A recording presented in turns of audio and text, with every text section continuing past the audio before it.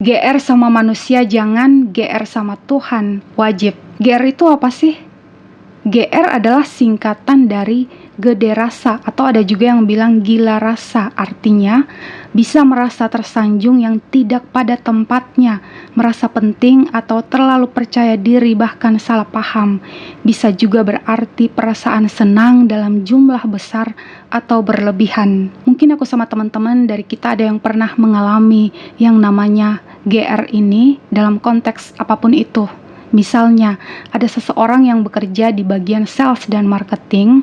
Nah, dia mau menawarkan jualannya atau barang dagangannya sama temannya. Terus temannya ini tuh merespon dengan baik, dan dari responnya sih kelihatannya dia pengen beli jualan temannya itu. Nah, ternyata di akhir cerita temannya nggak jadi beli, dan si sales ini pun merasa kecewa sama temannya. Nah, inilah yang sering terjadi dalam kehidupan kita. Seringkali banyak orang terbawa dalam suasana kekecewaan, bahkan kecewa yang mendalam sama orang lain.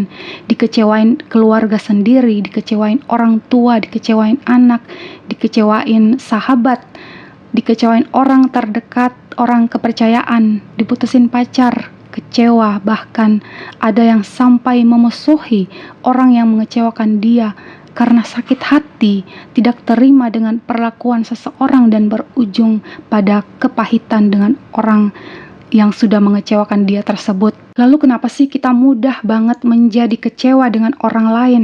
Jawabannya adalah karena kita terlalu GR sama orang, sama perlakuan orang.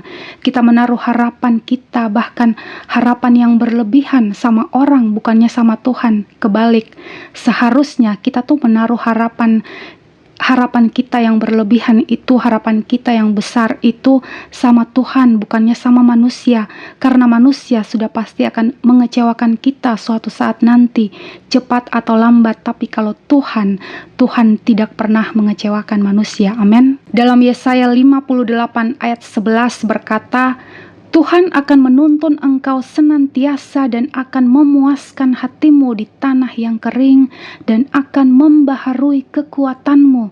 Engkau akan seperti taman yang diairi dengan baik dan seperti mata air yang tidak pernah mengecewakan. Firman Tuhan saat ini mengajak kita untuk menaruh harapan dan percaya kita hanya pada Tuhan. Tuhan akan menuntun engkau, akan menuntun kita, anak-anaknya. Kalau kita berserah hanya pada Tuhan, bersandar hanya pada Tuhan, Tuhan janji akan sertai kita, akan bimbing kita senantiasa. Senantiasa artinya setiap saat, setiap waktu, setiap detik hidup kita gak akan putus-putus penyertaan Tuhan, dan akan memuaskan hatimu di tanah yang kering dan akan membaharui kekuatanmu. Ketika kita berhadapan dengan kekecewaan atau dengan keadaan yang tidak baik, Tuhan janji kehadiran Tuhan akan menghibur kita, kita akan merasa cukup dengan kehadiran Tuhan Yesus, bahkan kita akan merasa puas dengan kehadirannya di hidup kita, dan Tuhan akan baharui kekuatan kita yang tadinya kita lemah dan kecewa. Kita lemah karena kecewa, Tuhan akan tambahkan dengan kekuatan yang baru. Engkau akan seperti taman yang diairi dengan baik dan seperti mata air yang tidak pernah mengecewakan. Kalau hidup kita bergantung pada Tuhan, Dia berjanji keadaan kita akan membaik. Kita tidak akan berlama-lama dalam situasi yang tidak baik. Kita tidak akan berlama-lama dalam situasi kecewa. Kita pasti akan keluar dari situasi itu dan akan bersuka cita. Itu janji Tuhan buat kita. Dan kalau kita bersuka cita, kita bergembira dalam Tuhan, akan mudah bagi kita untuk tidak merasa kecewa dengan orang lain. Akan mudah bagi kita untuk mengampuni orang lain yang sudah mengecewakan kita. Kita nggak akan kepahitan lagi sama orang itu. Kita tidak akan takut kalau dikecewakan orang lain, karena kita tidak berharap sama orang lain lagi.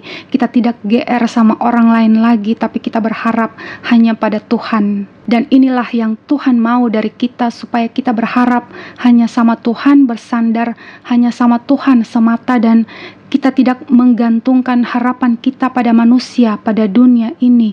Harapan pada dunia mengecewakan, sia-sia.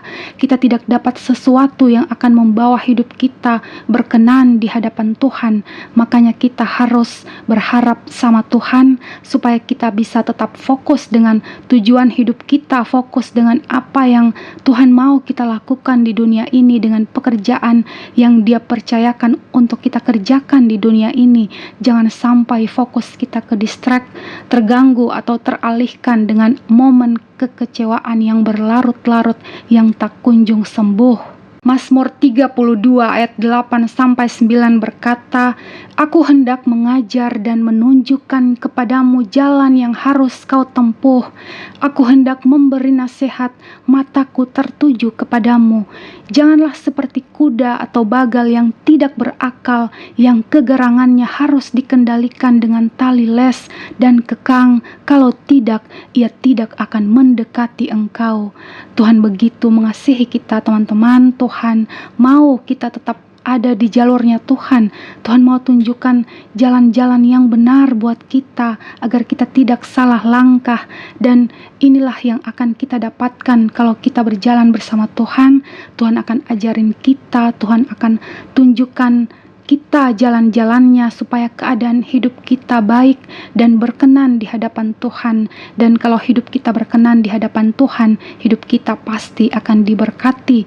Kita akan terus menerima kebaikan-kebaikan Tuhan dalam hidup kita. Kita akan terus menerima berkat-berkat Tuhan dalam hidup kita. Kita akan menjadi kepala dan bukan ekor. Amin. Mazmur 27 ayat 1 dan 13 berkata, "Tuhan adalah terangku dan keselamatanku. Kepada siapakah aku harus takut? Tuhan adalah benteng hidupku. Terhadap siapakah aku harus gemetar? Sesungguhnya aku percaya akan melihat kebaikan Tuhan di negeri orang-orang yang hidup." Marilah kita menaruh harapan kita, kepercayaan kita hanya pada Tuhan Yesus Kristus, Tuhan dan Juru Selamat kita. Jangan mudah tertipu oleh situasi atau keadaan yang sepertinya baik, tapi tidak ada Tuhan di dalamnya. Kita adalah gerejanya. Gereja itu bukan gedungnya, tapi orangnya. Kita sudah dipilih untuk percaya pada Tuhan Yesus. Jangan lagi kita berharap di luar, berharap pada Tuhan. Hanya Tuhan sandaran kita, harapan kita, hanya Tuhan keselamatan kita. So, GR sama manusia jangan, GR sama Tuhan wajib.